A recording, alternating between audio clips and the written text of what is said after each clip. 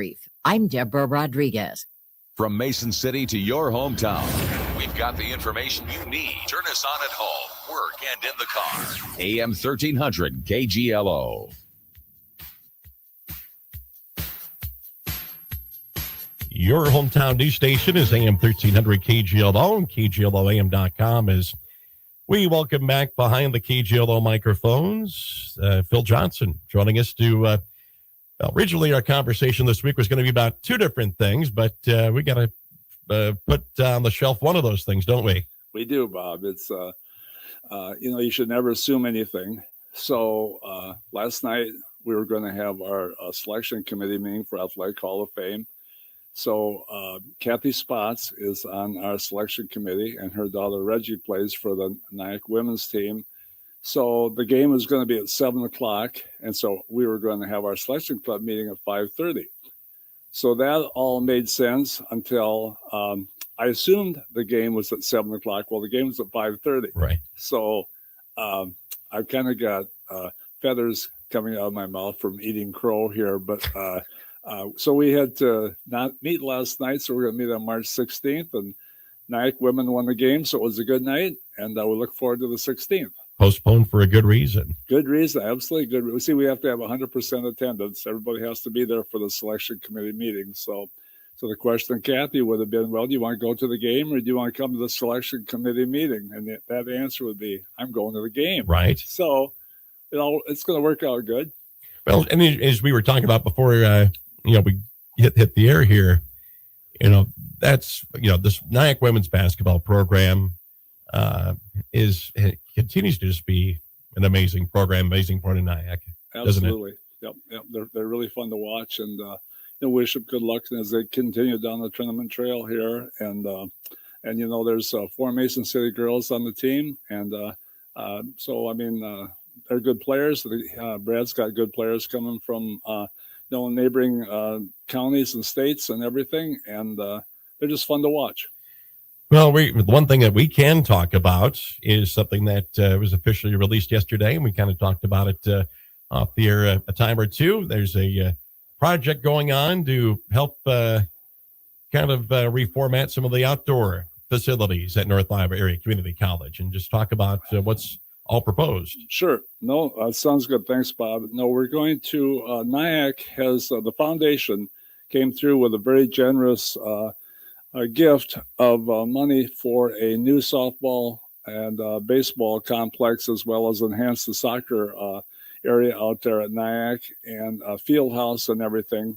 And so we have a capital campaign which just kicked off yesterday called Let's Light Them Up, which is for lights for the both of those, both the softball diamond and the baseball diamond. And we call it Let's Light Them Up, and it's with the idea of enhancing the facilities for recruits coming in, student athletes, the community, and everything. NIACC, where the NIACC women's softball game is, when you listen to the softball coach talk about it, there's gopher holes all over out there. And so, filling the gopher holes before games, that's one of the, so the outfielders don't, step in the gopher hole. Matt says, he can see gophers out there, like, playing games and running around and stuff like that. So it's whenever he would bring in a possible recruit, why, he wouldn't even take them to the softball area, and so you're recruiting kind of like the thin air, if you will. And baseball is always played down at Roosevelt Field, but like last year, they had 9 home games because the way the field is set, it was afternoon until the snow and the ice was past home plate. And, Roosevelt just got an award for having, I think it's the outstanding baseball diamond in the state of Iowa. Yep. So that's a beautiful field, but it's a high school field. And of course, for college, they want to move the fences back, and that wouldn't work for high school. So it kind of made sense for NIACC to have their own baseball diamond out on the campus. Plus, it's going to be really a neat thing for as you come along College Drive there and you look to the right, to the east, to see the baseball diamond, the softball diamond. There's going to be a field house. NIACC really has, it's a beautiful campus, and this can do nothing but enhance that campus and it's just going to be a great addition to North Iowa, to NIACC, etc. One thing that we're really stressing with our campaign here is, NIACC is, it really serves a 9-county area. So this isn't just Mason City, So when we talk about things we're doing here, we want to really include all the neighboring counties. And, we can all be proud of this. And so, it's just going to be really great, and we of course we're raising money for this, for the lights. We say, well, the foundation came through with a real nice gift. Lights could be included in that. Well, we want to raise money for the lights, because then that money that would have gone for the lights can be used for something else. The field house is going to be really great for an indoor facility for workout. There'll be locker rooms and things like that. There's going to be artificial turf on both of the diamonds. So there's going to be a game out at NIACC, unless it's lightning. It's going to be great for the community because we have a beautiful field at Roosevelt Field, and we've got beautiful facilities now coming out at NIACC. It's going to be great for area teams. So say, for example, Garner wants to play Osage. If they want to meet halfway, they could play, at NIACC's Diamond or whatever. And it's going to be neat as you drive into town, or you look out and you see the lights on at the NIACC and the lights on at Roosevelt Field. I mean, it's just another reason why Mason City in North Iowa is a great place to live. Well, and obviously having that baseball diamond on campus, logistics-wise, practice and everything like that, that's got to be a better situation too, I would assume. Absolutely. Yeah, they've done a great job of recruiting to kind of, we really have a nice diamond, but it's, 20 minutes away. So, it's just going to be good for everybody. And, Joel Pedersen, the president out in NIACC, and, he's all for this. And it's just going to make NIACC an even better place. Well, and the artificial turf part of that too, like you mentioned, it seems like every time we start talking about baseball and softball scores for NIACC or reschedules or everything, and getting that artificial turf is a big thing. I know when Clarion did their facilities with all turf fields, Waldorf, I think, moved some games down there. I think there were several colleges that have played some games down there just because of the same situation that I think maybe even NIACC maybe moved some games down there that just because of the availability of that artificial turf, that just it can be a game changer in how you schedule things. Absolutely.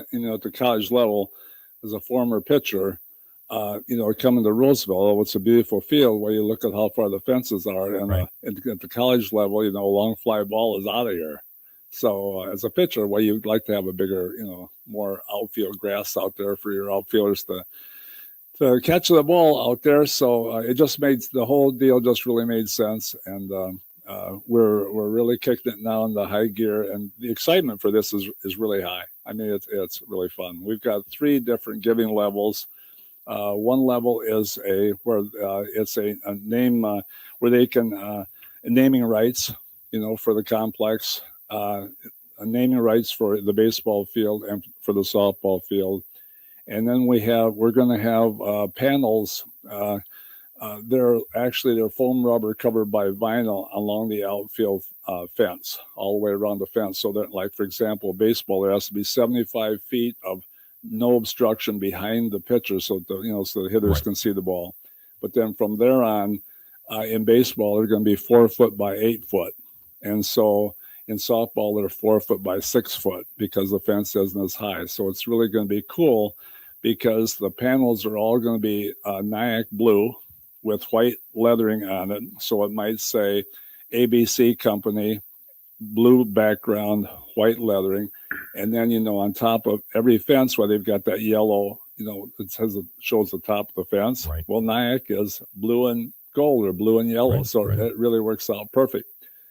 So those are called units. And so a unit is 3 pads for the baseball diamond and 2 pads for the softball diamond.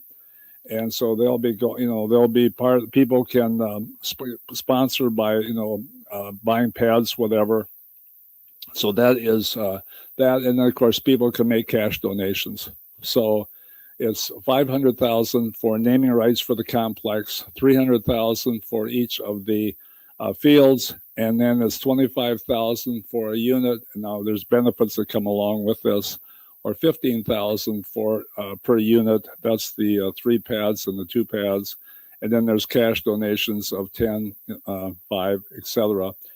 There's going to be a contributors board out there similar to what we have at the high school that shows what people gave for this, and so people will get recognized, and there'll be a number of other benefits to go along with each giving level. But the big thing is it's a community project, and everybody will have a feel for having helped make this happen.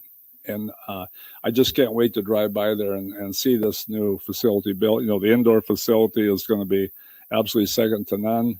And it's something that's very much needed, as you alluded to, in this climate. It's you need to be in shape, and it's going to be good because it's going to free up things for the rec center.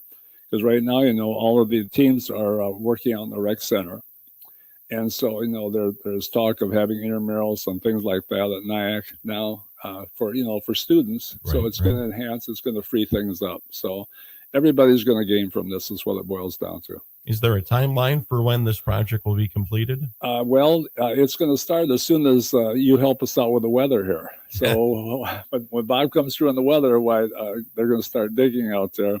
But it'll be all this year, and then next year they'll be playing out there. A fun project that we've talked about is that once the diamonds are the first prerequisite here. And then the field house will be following, but we'll make sure the diamonds are ready to go. And this fall, have a giant tailgate out there. So on the baseball diamond, have like an inter-squad scrimmage. On the softball diamond, have an inter-squad scrimmage.